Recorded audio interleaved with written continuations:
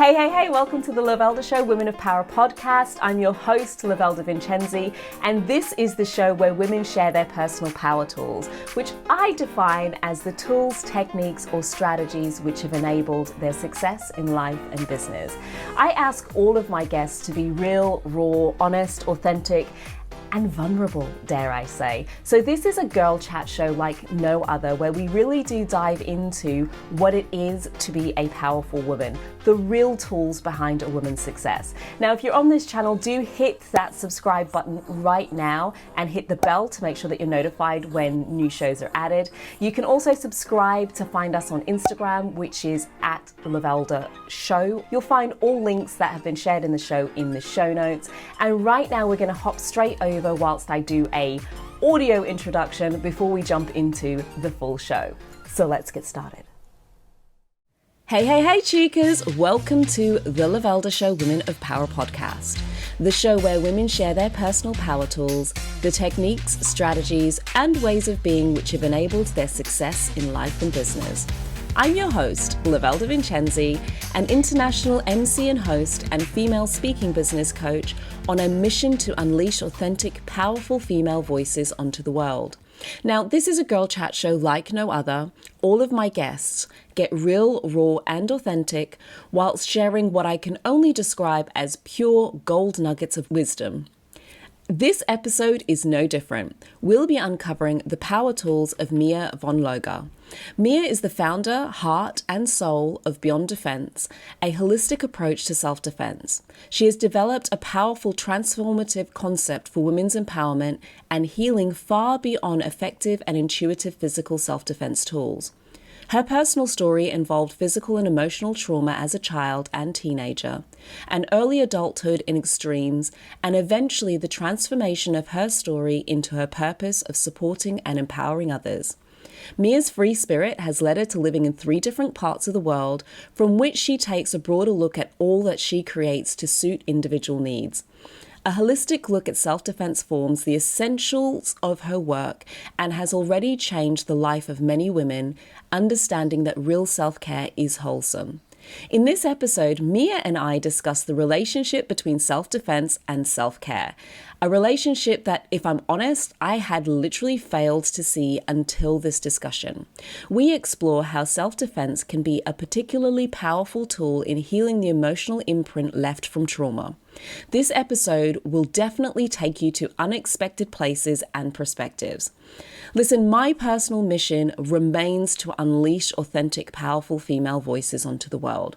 So if you're ready to get paid more for sharing your expertise, please use the link in the show notes to download your copy of my Speaker Marketing Blueprint, your guide to building speaker marketing assets that match and reflect your expertise and increase your fee regardless of if you're brand new to speaking or if you're just ready to level up your speaking career.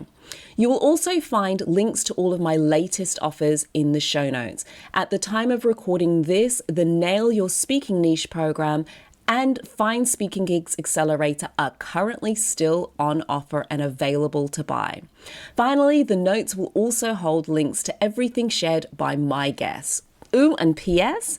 The only way to make sure that you get your regular fix of this show is to click that subscribe button right now to make sure that you get updates as soon as a new show is added. Or why not just subscribe to get notifications directly into your inbox? It's the first link in the show notes. Now, that is quite enough from me for now. So let's dive in and get on with the show.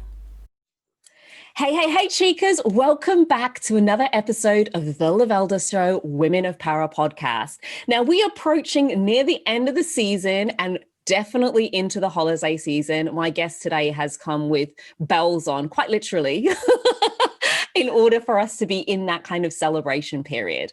And it's also a period of the year in which sometimes, let's face it, it gets so busy that we forget about us. And today we're going to talk a little bit about, it's going to be an interesting conversation actually, because it's not necessarily down the direction of the wormhole that you think we may be going down at a festive period of like self-care and all. It's self-care made different. Let's just put it that way. It is a totally different version of self-care, if I can call it that. I am really Yeah, I've got your attention now, haven't I? I have got your attention. But before we dive into it, we have got a holiday draw going on at the moment.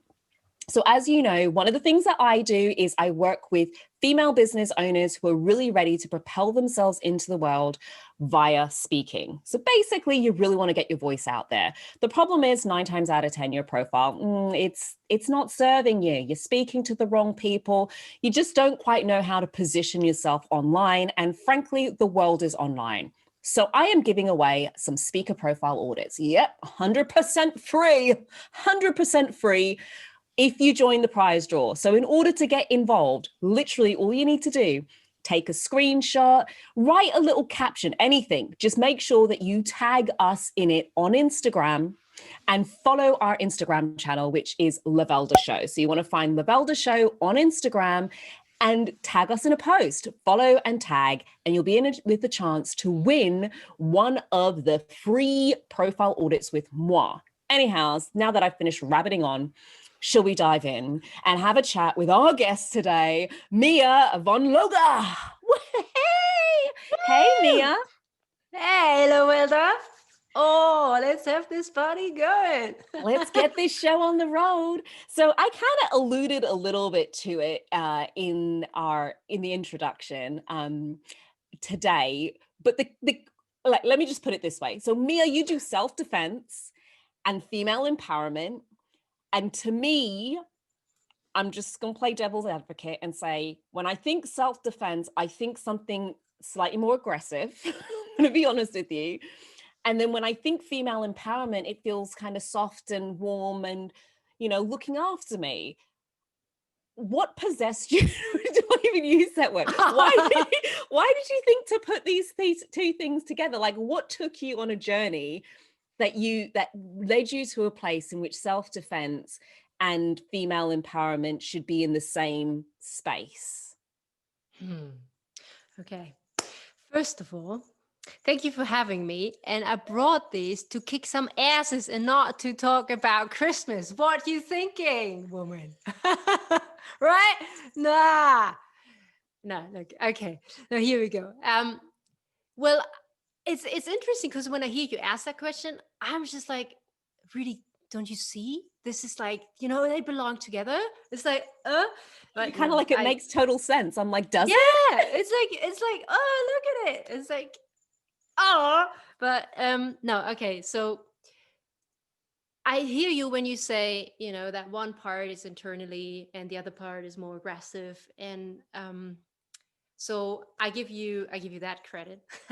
Yeah, that's the whole beauty of it, right?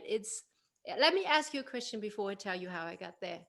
Do you care about your physical safety? Yes or no? I do, but it's not something I'm necessarily consciously aware of. I think I don't tend to be in places where I feel like I'm consistently under threat. And I think if I walk down a street that feels a little bit dodgy, that's slightly different. But I'll say it, in some ways, I'm privileged enough that isn't my reality, that I'm having to be consciously aware of how I show up, and or where I am, like my physical environment doesn't pose a automatic threat every time I step into it. So I guess for me, it's not something, for me, self-defense would be a sport or a hobby, but not a necessity.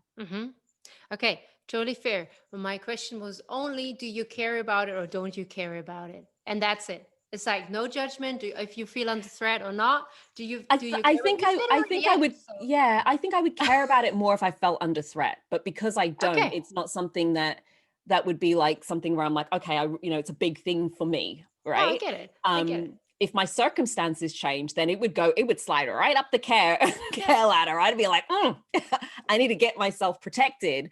But because I'm not in that situation, in terms of priorities, it's kind of almost like Maslow's hierarchy of needs, right? My basic safety is taken care of. So it just doesn't really come into my awareness as something that I really need right now. And I can appreciate the importance of it, but it's not right up there for me. Okay. So you are basically giving the answer of a little bit of my journey and why I do what I do right now, to yourself, to me, to everyone out there, because I do actually come from the other part of this if you want to say that, like the opposite. I did have experiences in my life where I was not only feeling under threat, but I did actually experience sexual abuse when I was a child. I was struggling a lot as a teenager with trying to find the balance of I was insecure in my body. I just didn't feel safe. Mm-hmm. At the same time, I've always been a person who's been very confident. Now these are going to fall off. I was just going to take them off for a while, but I'll put them on back later. Um, I do actually come from there. So let me just go back though to what you said in terms of I think we often we just don't think about it because it's, it's like, or I hear women answer very similar to you saying, well, I don't have a reason to think about it because I don't feel under threat. And it's a bit the same with self-care and well-being with everything. If you're not aware of it, if it doesn't play a role, if you don't dig deeper into the whole thing, you might feel like, oh, I don't see the reason why I should do this. But you're connected to your body, or you're basically in your body, and you definitely want to make sure you feed it healthy, you exercise, so you're actually taking care of it. Now protection is just another layer, and it's just like, how could I be able to you actually take care in every situation about, I like to call it castle, like my human castle. Mm-hmm. So this is already, I know I'm taking a bit the strings already putting together here, but that was how I actually arrived at Beyond Defense and what was doing now. So my personal story of going through this emotional struggle, through really feeling unsafe, having eating problems or eating disorders, everything, the complete disconnection of my body and myself. Then as a young woman, I decided that I didn't want that. I wanted to, I was shifting from the place of being a victim to being a fighter and saying, stop, this is it, I'm setting the boundaries here. And when I decided that was already a very, very big shift, because I was like taking responsibility. I was starting to like create my own life, and I wanted to do self-defense, but I never did it. So I actually had a reason and I still didn't do it. Yeah. And, I mean, the reason was in the past, but as it often is, when you're traumatized, you get re-traumatized and you become re-victimized. And that happened to me. It's part of my story. Mm-hmm. And it pushed into my mid-20s. So emotional struggle, and then feeling like I confused sex over love, all these, it was so much unclear and so much confused. And I still didn't do it. And I don't know why.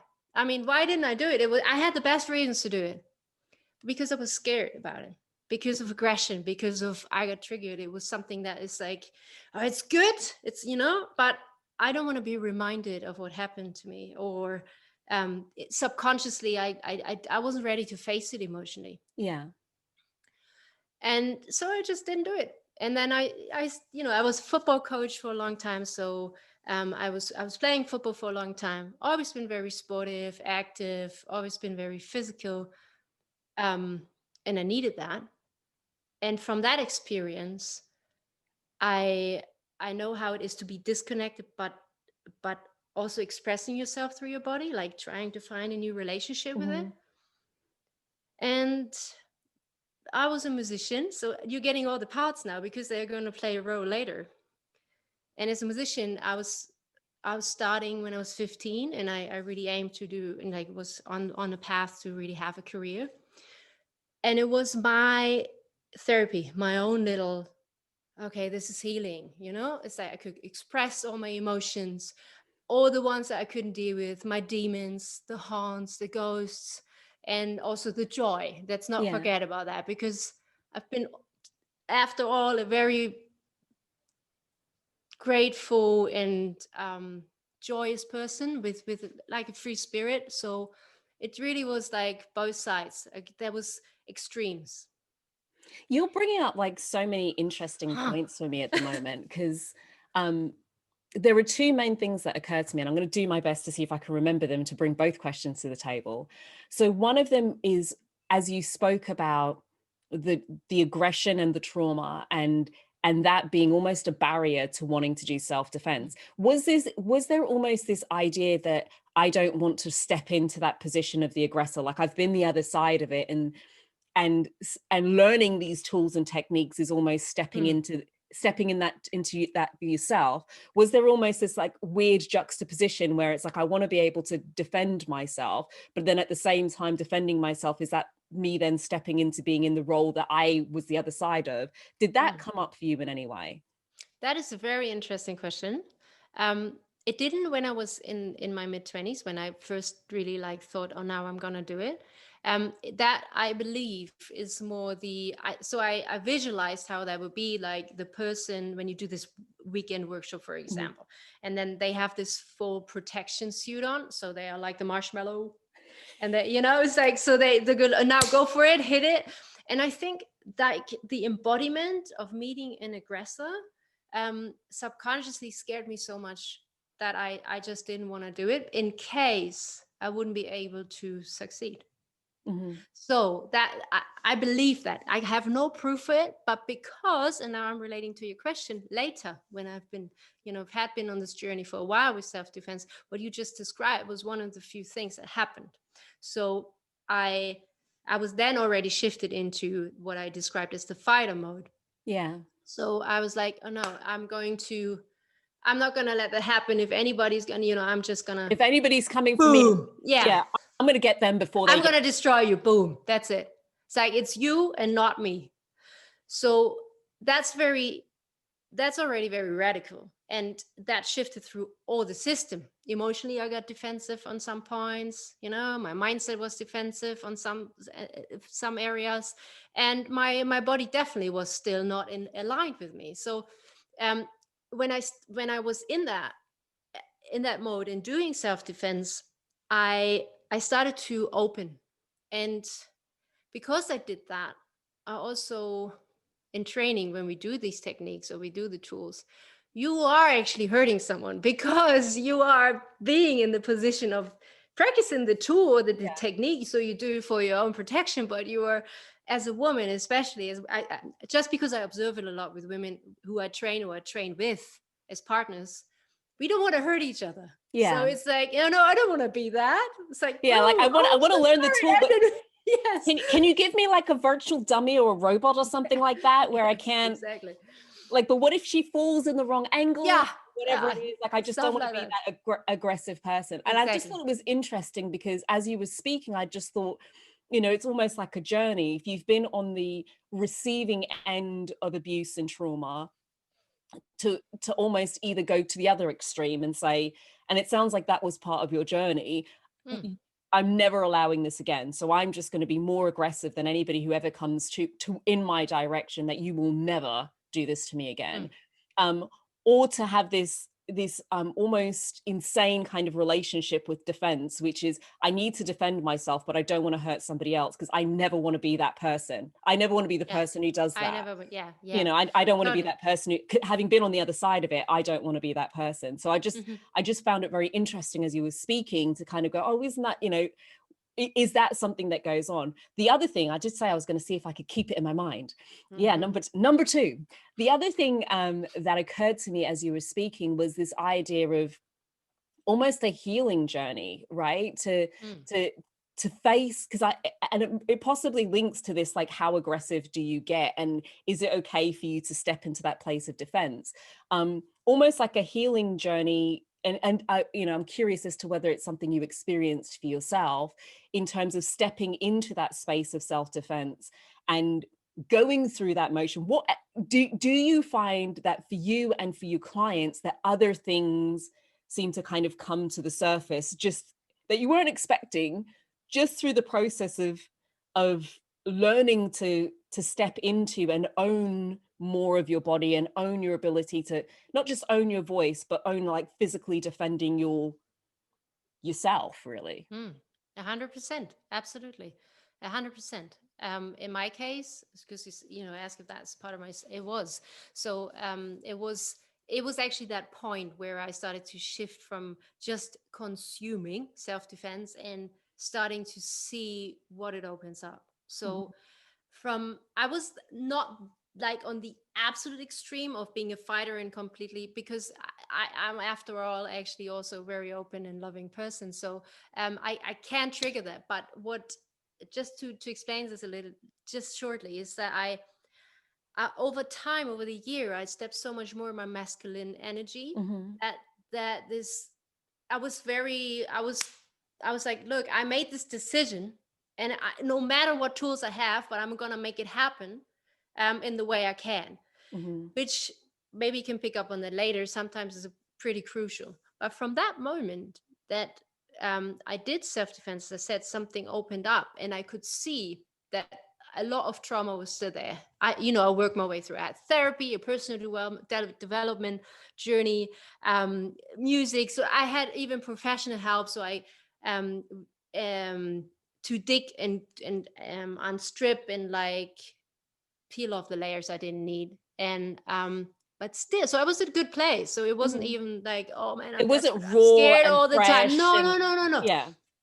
No. And but when I started the self-defense journey, I was triggered, for example, in training by a knife, like just a training knife, right? Mm-hmm. But just that was like my body reacted on this symbol of threat so much that all the emotions came back, and that in a different form, but they were still there. So triggers are there, and just to straight away clear that up, they're not gonna go no matter what you do, but we can learn to deal with them much better, Mm-hmm. and they might not be so sensitive. So by going through that, and empowering, feeling the power my body would have, because I was giving that to myself, this is exactly what happened. um I actually remember the moment, and I always have to laugh about it because it's actually something that you would expect to hear from a yoga class. So I was in class, I was doing the exercise, and all of a sudden I was sighing out loud. We don't know this, like, this, like that you Yeah, are just like this literally huge invited to. relief. Yeah, like, and I was like, whoa, and my body was melting, Lovelda. It was going like, whoa, it was like jelly. And I was like, what's this? And I was in the middle of punching, by the way. I was just doing all these exercises, and all of a sudden I was like, whoa. And that was like the pivot of the story, because I went home. I mean, I continued the class, I finished it. It was in the back of my mind. I took it home, and then I realized that what I was doing was not learning self-defense. It was not being the aggressor. It was not being in a trauma. It was nothing that you would connect on a conscious level with it. It was actually something that my body had been waiting for decades, because it was actually given the tools it would have needed as a kid to being able to defend itself. Mm. And the reason why it softened is because it was nourished and my mind eased, because from that moment on, my alert system went down. I was not walking around anymore with like antennas Like trying a to figure radar out. on, Yeah. I was more like, constantly okay. assessing the Yeah, situation. yes. I was more like, no, wow. I'm actually doing self-care here. I'm actually giving myself love by learning this retrospectively, but also for everything that may come, because I love myself. So it was not a no against someone, it was more a yes to myself. And that was the big thing. This is how it all opened up to create Beyond Defense after all, then. So, yeah. Wow, it's really beautiful. As you're speaking, what occurs to me is in the space of trauma, and I know that especially in 2020, many people have experienced it in a multitude of different ways. And it hasn't necessarily been physical trauma, although unfortunately there'll be a lot of people to whom that has been part of their reality. But emotional trauma also gets stored, both emotion, you have the emotions, you have the mental angst, and all of that also just gets stored somewhere physically in your body. Yeah. And I know for me, at least, when I'm highly stressed, it's my shoulders. They just turn into like rock. It's like hard as anything. And I think on some level we appreciate that, well-being and self-care is not just it's not just a mental thing. You know, you've got your mental well-being and mental health, which is very important. And we know we've got physical health, which we see is moving and nourishment, and we've got nutritional health. What's interesting though is the journey that you've described sounds as though you started with the mental bit, which to me feels like therapy. Going in and unlocking and unpacking and understanding, which is also an emotional emotional support as well, to kind of understand what's happened and be with it, and having that that medical guidance, the proper guidance that I think if you've been through trauma, you've got to have the counseling. I don't know how you can, I think it's really important to really give yourself that gift in terms of self-care. But what you described to me is what doesn't happen in that is learning how to release the physical emotions, the stuff that's kind of trapped physically in your body as a result of that. And it's interesting to say that those triggers are still going to be there. But to see those physical triggers and to get your body to react a little bit different, to kind of acknowledge it slightly different, to be in the physicality of it, I think is quite I can now see, let's put it this way, it's taken me a moment, girl, but I can now see how the self-defense piece and the emotional piece come together, because I can see it as the self-care for your physical body, in so much as healing the physical, and not the physical trauma in terms of the trauma that a doctor would see, the bruises or the scratches or the cuts or the broken bones, but the physical trauma that's trapped in your body. Absolutely. So everything, like you described, we are holding these emotions, and there are like approaches of therapy that, like somatic approaches, and that you do actually, you can heal and release it. In this case, it was, I don't know about, I've had dreams, and I rewrote the dreams while I was starting self-defense. The dreams came back from that scenario as when I was a little girl, and step by step, through therapy, they changed already, right? But when I was doing this, I actually acted differently, to the point that first I defended, then the next version was more like I just stood up, and then I didn't even enter the room. So I really completely rewrote the whole story. And that's the internal empowerment you were talking about before. So through the physical activity, through learning this and understanding, it is an amazing empowerment internally, because look at my body. I'm talking about the whole thing that laid on my shoulders, but I'm talking about self-defense and my journey. But what it did to say, whoa, these hands, and like, what they can do, you don't want to find out, because there's a lot of stuff I can do with these, right?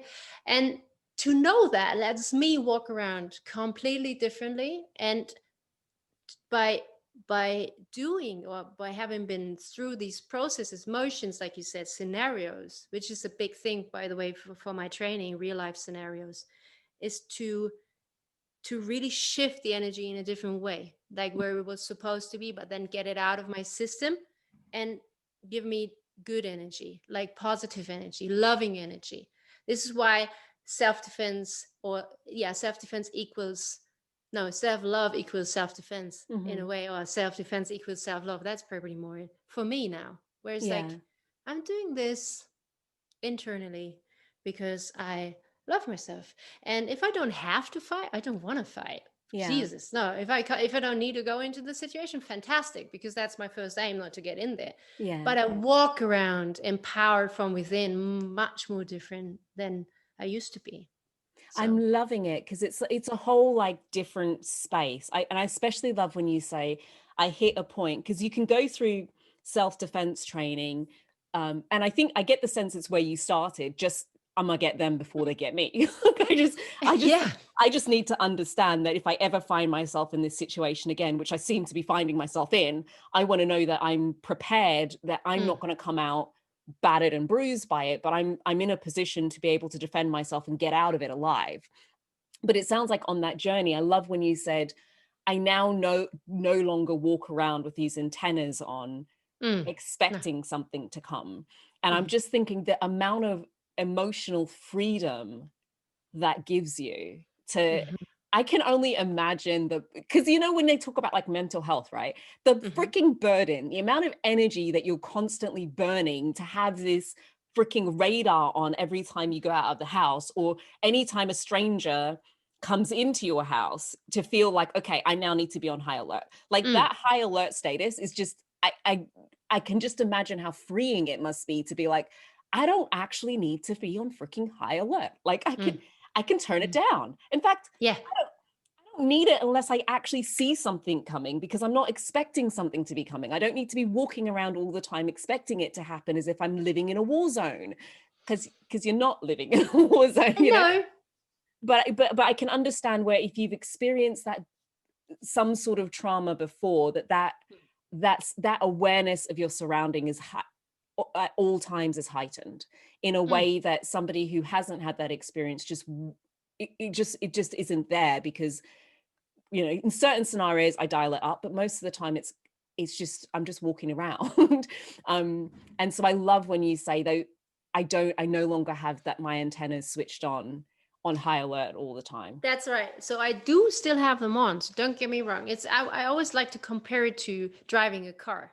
You learn that, and you then can do like 100 things at the same time, to be honest. Like, remember how I don't know if you actually have a driver's license, but it's like when we start to learn how to drive a car, we think this is the hardest thing in the world, because it's stupid. It's like there's the wheel, and then you have the gear, and then like, but don't look down to move the gear, you gotta look up. Oh my god. And then the mirrors, and maybe somebody's coming from there are other cars on the street. So it's like, imagine how much information is going on, right? So whether you have experienced a trauma or you haven't, to learn to read signals is super comforting for your own like stress level, for your peace. That doesn't mean you don't see them. That doesn't mean you said I don't expect it. I always expect it, but I'm not drawing it in. And I'm just like, I'm not expecting. That's right. So I'm aware that things can happen. So I just pull the information with my, with all my senses together.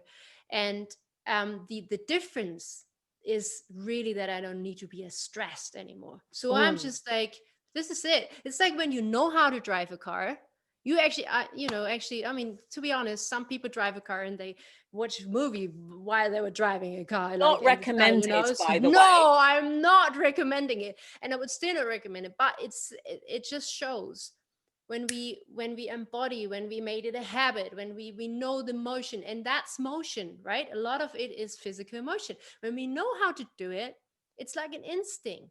You don't think about it anymore. And that's what I want to achieve with the women I work with, whether they had a trauma or they hadn't. For some, it's reducing the stress level and increasing from within the peace. For others, they are there. And I feel like, hey, if you add this on your plate, right?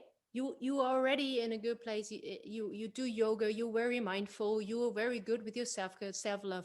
If you add this bit on, imagine how you would walk around knowing, and this is what I've come now to say, knowing you are the guardian, your own guardian of your body, of your mind, of your heart, of your spirit, of all that.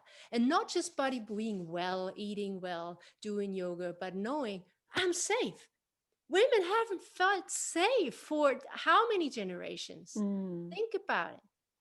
But you say, oh, maybe when I walk down a dodgy alley, why would we need? Isn't that sad that we have to actually consider that we have to say, look, as a woman, I might feel threatened. How many men would walk around and they would feel uncomfortable walking down a dark alley?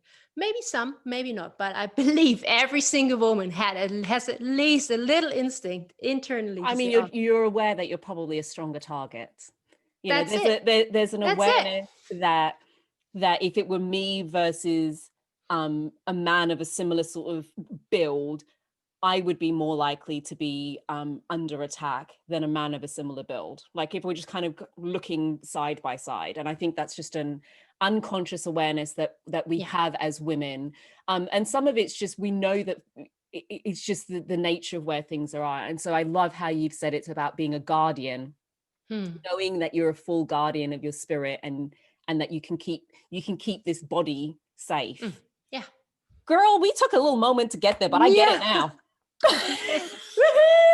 I get it now. I mean, it was one question with multiple different roots in, but I am totally getting it now, and I'm 100% like there with seeing how these two components so beautifully come together.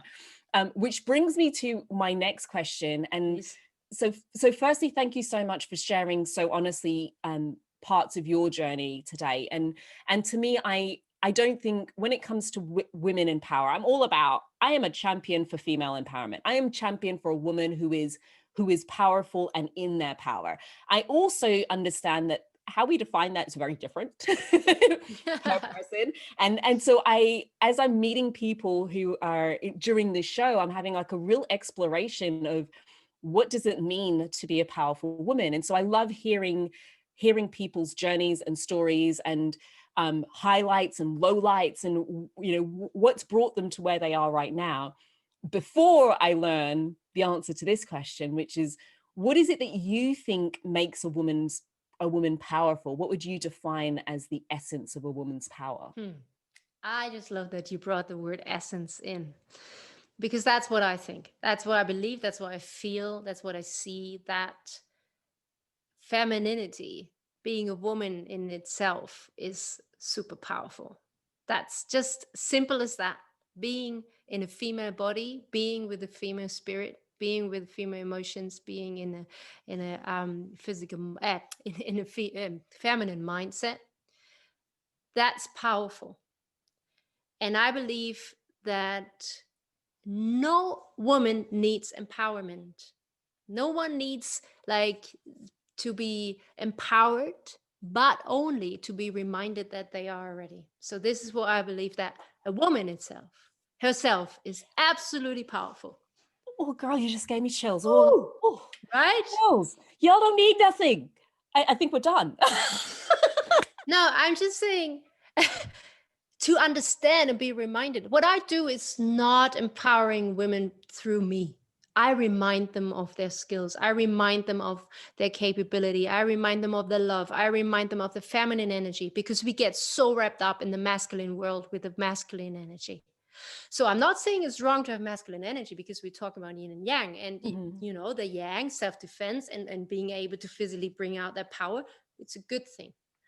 It's wonderful to know that, but it's about raising the balance. And so I believe that women are naturally powerful through their compassion, through their need to collaborate, which is a big thing if you think about how the world turned out. And intuitively, a woman knows when to push through or when to just give space. Yeah. And just imagine a female, and no matter what species, protecting her offspring. Do you think she would ever give up to protect them? I don't think so.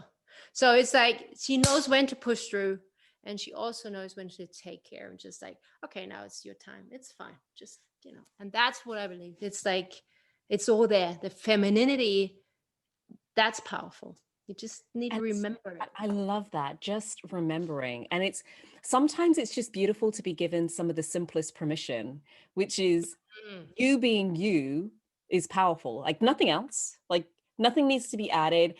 Nothing needs to show up differently. Just the fact that you're female. Power. That's it. That's it. Just that's it. Own it. Remember it. Embrace it. Love it. Nourish it. Protect it.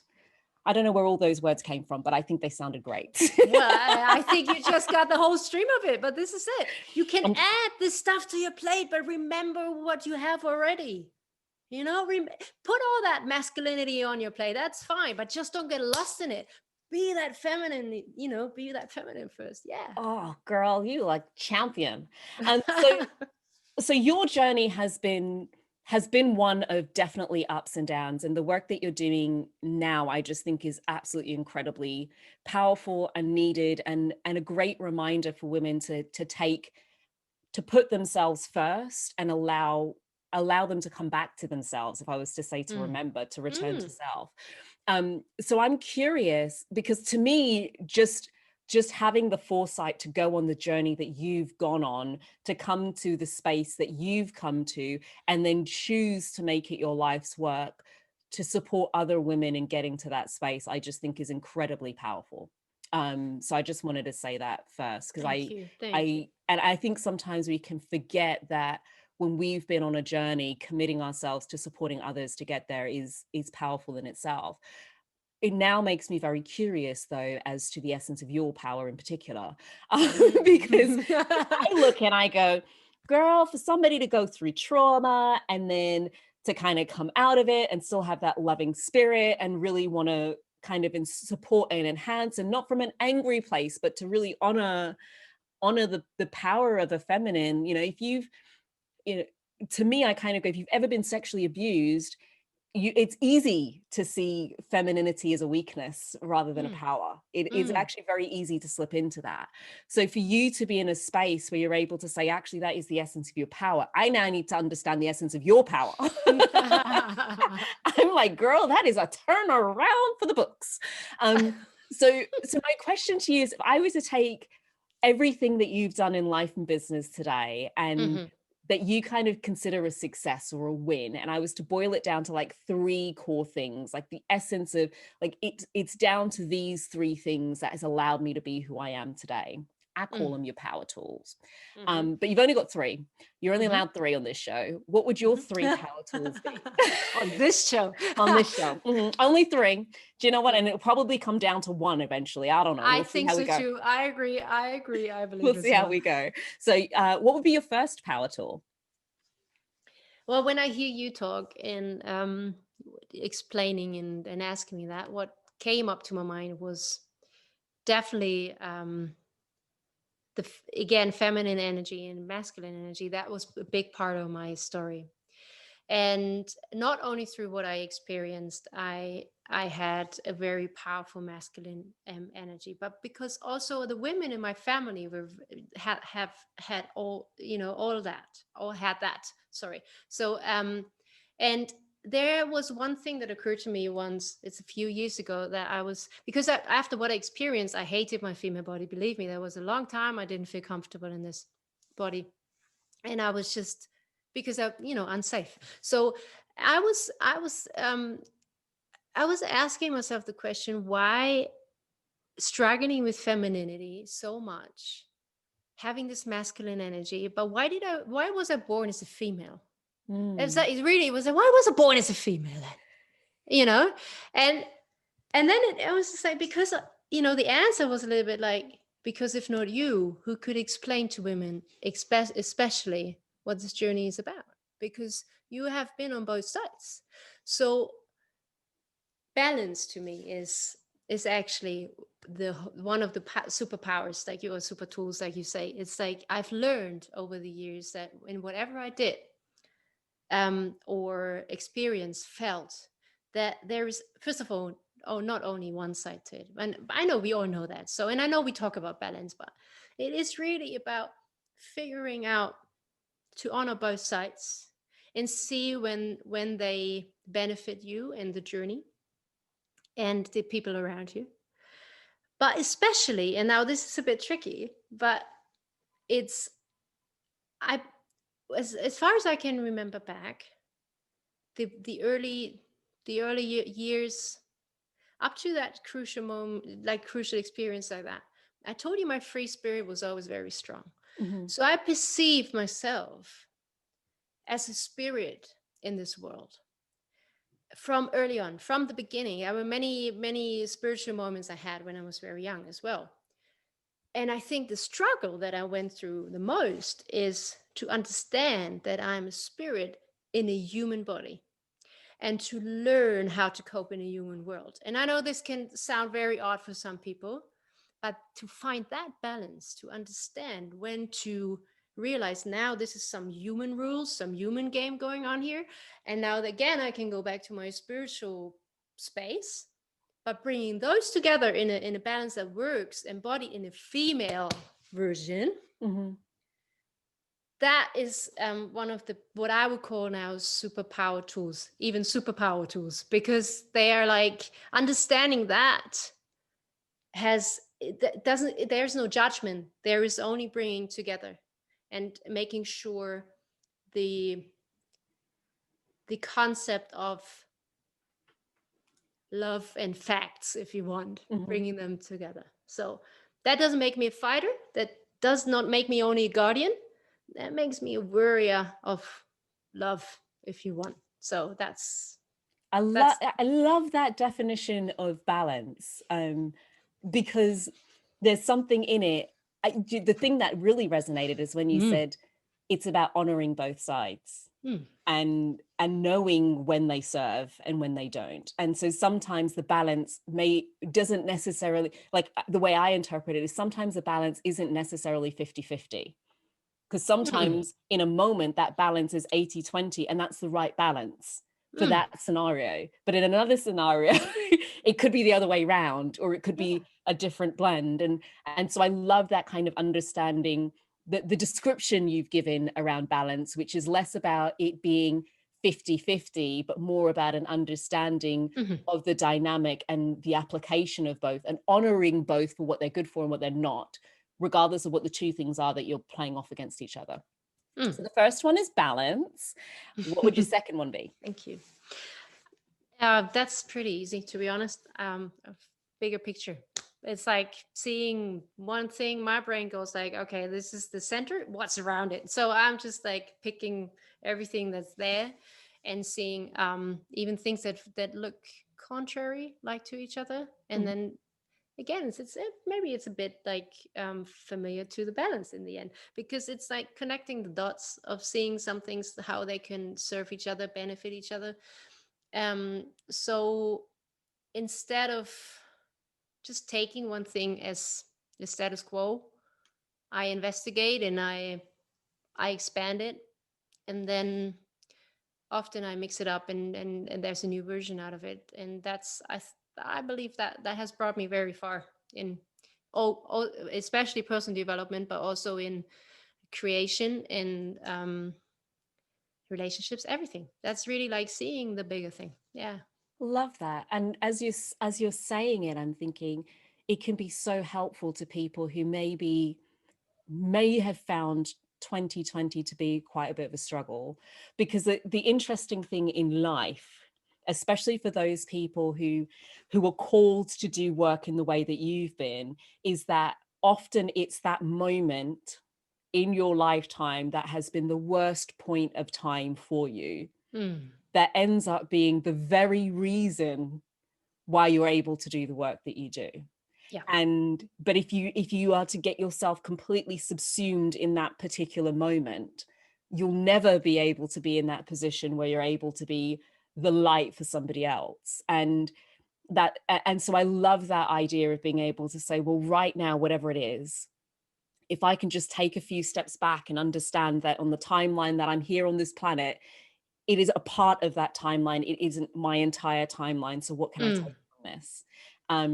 And I know that's not exactly what you were saying, but it's what occurred to me as you were speaking, that I can see why that has been so powerful for you, especially where you are now, being able to kind of go, okay, if I were to always take each moment right now as this is it and dive into it and become subsumed by it, then I'd miss other opportunities that this may well be creating for me, despite how it appears and it feels and it is right now. I think you've done a beautiful expression of how you perceived it, and it's like wonderful. Thank you for sharing that. That made me go like, yeah, that's it. So that's wonderful. It was just a layer I was getting from what you'd said. I was like, oh, isn't that interesting? I could see how this might have pieced together for you. So balance, seeing the bigger picture, and then your third power tool would be? That is what I describe as a horizontal and vertical approach. It's pretty related to the both above, like the balance and the bigger picture. It's meeting individual needs in the work I do. And everything I've done, actually. So whenever I work with people, it's like, meeting their needs, but also sometimes my needs. But it's about figuring out how can I, or how can this, not me, I don't necessarily need to be the one who's serving, but how can this individual grow and flourish and get to their full gift, but having in mind not only that you touch one life, but through this there's this ripple effect. So that means meeting individual needs, but also serve through that the collective, all of us, like by having a purpose, making a difference in the world, and I was given this life, I don't want to waste it. Look, I'm here, I've been given some things, I've been given this story, I've been given also the pivot. So let's bring this together, meet individual needs, make happier people, and then make a happier world. It's like, if I empower one woman, and now I say empower, and I bring her to that level that she feels safe and sexy and full there, then she will be a leading example for every woman around her, for the next generation. But not only that, she will also set an example if she says, no, you can't do this with me, I'm not in letting you allow that, because that's going to shift the mindset of anybody who kind of comes into contact with her as well. Yeah, I love that idea, because I think what I notice, especially with us women, is that we have a tendency to kind of see this little piece of work in front of us and forget that a conversation might have had some ripples, and I love that idea of kind of going, what can I do right now that's going to serve the highest good? Whether, I'm going to be served, they're going to be served, but the collective is also going to be impacted by this. And I think sometimes even just having those moments of being able to re-sit with it for yourself and see, actually, how many lives have I really touched through my work, directly and indirectly, right? So via the fact that I've managed to speak to this one person, because to me, I think in that regard, we're very similar, because for me, my mission of empowering authentic female voices was more, if I could see out there more women who are in their true essence and in their true power on large platforms around the world, I just know the impact that's going to have. I know it. It's not just for me. I just wish there were more of those sorts of role models for me. There were more examples of it's okay to just do you and be you, which seems to be the theme of this season, by the way. And so I think sometimes it really helps us to see that, to kind of go, it's not just about this one person and this one sale and this one whatever. It's actually about, what is the legacy?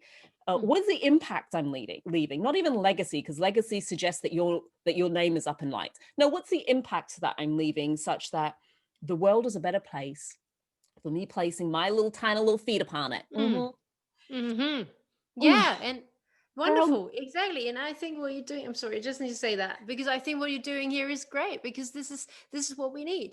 We all have our unique style, but in the end, and I am every woman and you are every woman. So we just, as much as we get out there, we can do this stuff together, right?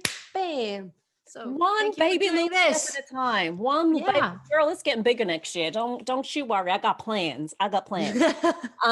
Mia, my goodness, that you have taken us on one hell of a journey in this.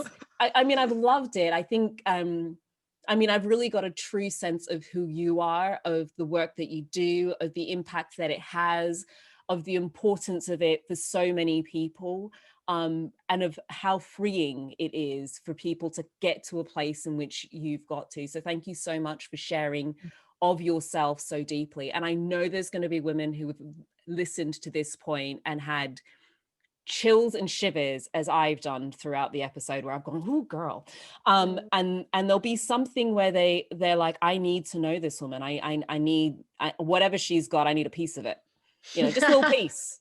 I would say I need to breathe the air she breathes, but the season we're in at the moment, perhaps that's not. Nah. Oh, thank you I, so I much. might, I might, I might need a different phrase, but you want a little piece of whatever it is that Mia's got. So, how do people connect with you? What's the best way to connect with you? Well, you can find me on social media, and you can go to Instagram or Facebook, for example. That's at Beyond Defense. You can go to the website, beyonddefense.net. And also you can find me on LinkedIn. Just type in Mia von Loga in. And that's how you can find me. But to get best in touch with me, like literally touch, and it's not the season for that either. But you want to meet me at one of my workshops, or go through my programs that I have online as well. So yeah, that's definitely how you can get in touch or find me. All the links are in the show notes. I have a show notes dance that's developed this Let me season. do it. I'm not saying it's any good, peeps, but it's a show notes dance.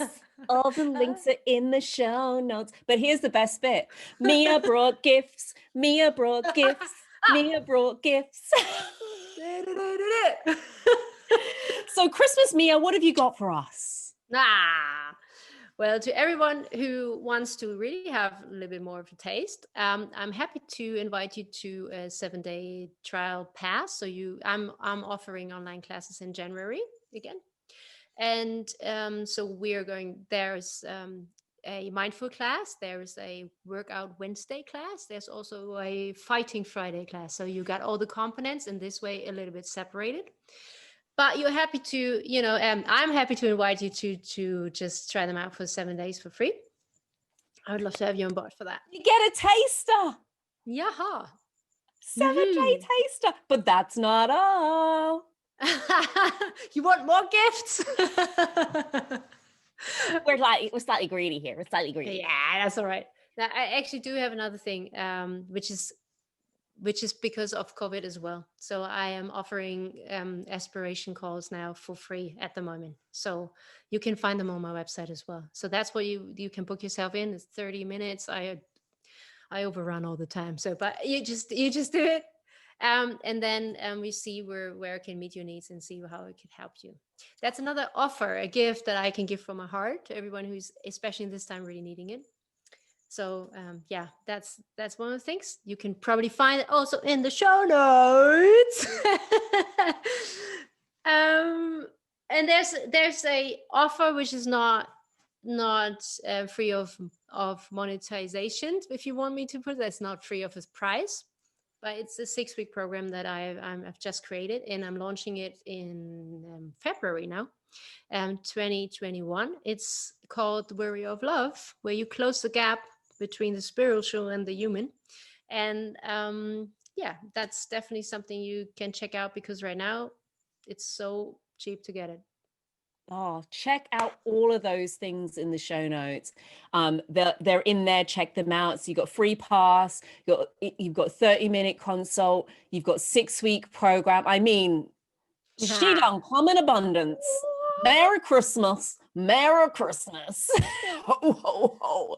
Mia, you have been, girl, you've been incredible. And we've talked about so much from so many different angles. And I mean, it's always the way here. I don't know. I'm not quite sure how on earth we get through so much, but because we do, true. If you were just to leave somebody with like one golden nugget of wisdom, like just one thing that they could really take forth into the end of this year and into the new year, that you'd be like, if you can just do this one thing, like, girl, I'm telling you, it's going just one thing, what would that be? To discover who you really are. It's really on all layers there. Don't do it just in one direction. Do it in every direction you can, every single one, and pull out everything you have. Because not only are all the answers within you, because they are. And if you connect to that intuition again, you'll find the path. So the how is not even a question, because it will come as soon as you got the connection. And my invitation, though, would be embrace yourself in a way and love yourself so much that you aim for the highest gift of love you can give to yourself. And that includes what I just said: body, mind, heart, spirit. Because often there's so much more beyond than when we are aware of. So don't stop your journey and become that guardian in whatever your way is. It doesn't have to be my way, but never stop. Pull it in and then send it out and share that gift. Yeah. Share that gift. You heard it here first. I'm telling you, the theme this season has been be you, do you. And if there's one thing Mia's reminded us today is in order to do you first need to be you. And that means having a full exploration of who you are in all different areas of your life and embracing your femininity, because as Mia said, it's powerful already. There's nothing to add. It doesn't need no seasoning. It's fine. It was born tasty. I don't know where the food analogies are coming. I think I need a Mia, thank you so much for joining us today. You've been an absolute dream. Thanks for your sincerity, your authenticity, your openness, and for sharing so beautifully. I really, really appreciate it. Thank you. Oh, love, thank you so much for having me on board. And it was a wonderful, wonderful chat with you. It's like, it was really fulfilling. So thank you. And I like the dance, by the way. I like it. So, ladies, you have been listening to The Lovelda Show, Women of Power podcast. Remember, the holiday draw is open, peeps. You want to head across, share whatever biggest takeaway you've got from this episode with us on Instagram at Lovelda Show, and make sure to hit like on that page. Until next time, my gorgeous, beautiful souls. Love ya. Ciao.